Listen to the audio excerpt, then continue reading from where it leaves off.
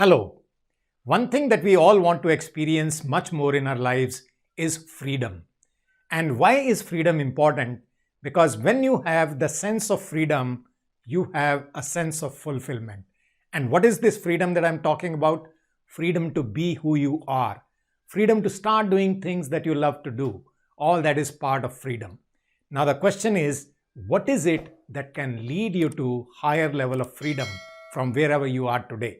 So I'm going to share with you 6 powerful ideas which will help you to move towards the freedom that you are looking for.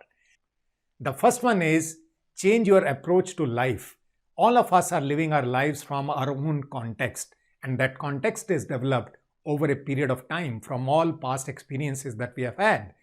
Now, that may be working for you, may not be working for you. And what I'm talking about here is what may not be working for you.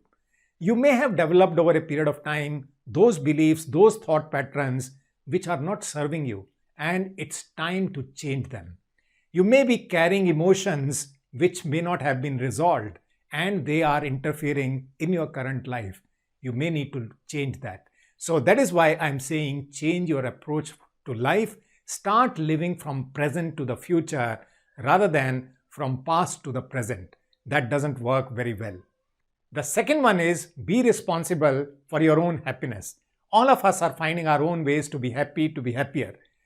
There are many people who make their happiness dependent on many other things outside of them. They make their happiness dependent on people who are closer to you, their friends, their family, and so on.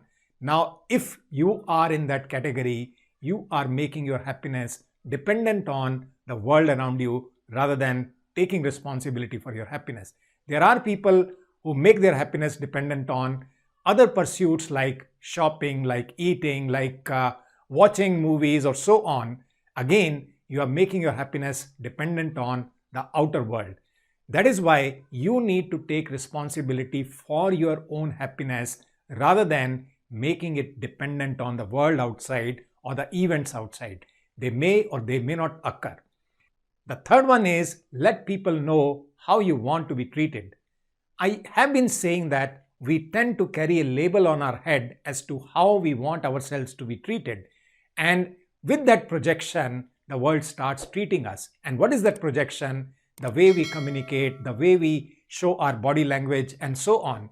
Another dimension that comes up here is people treat us in a certain way, and if we put up with that, they continue to treat us the same way. That is why many people tend to become doormats and many people are able to stand up for themselves.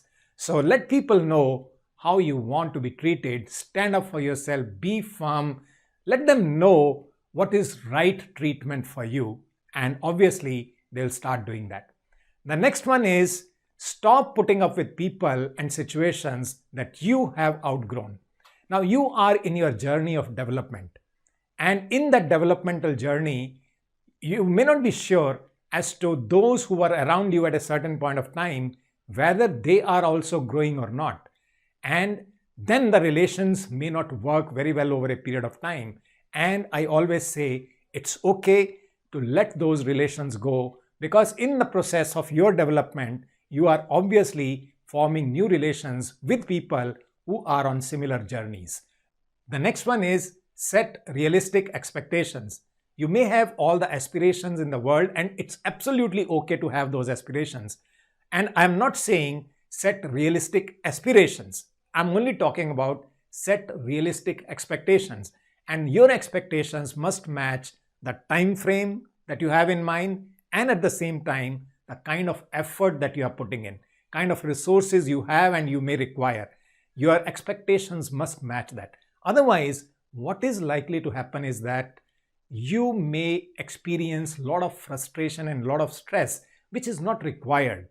So match your expectations with the time, with the efforts that you are putting in.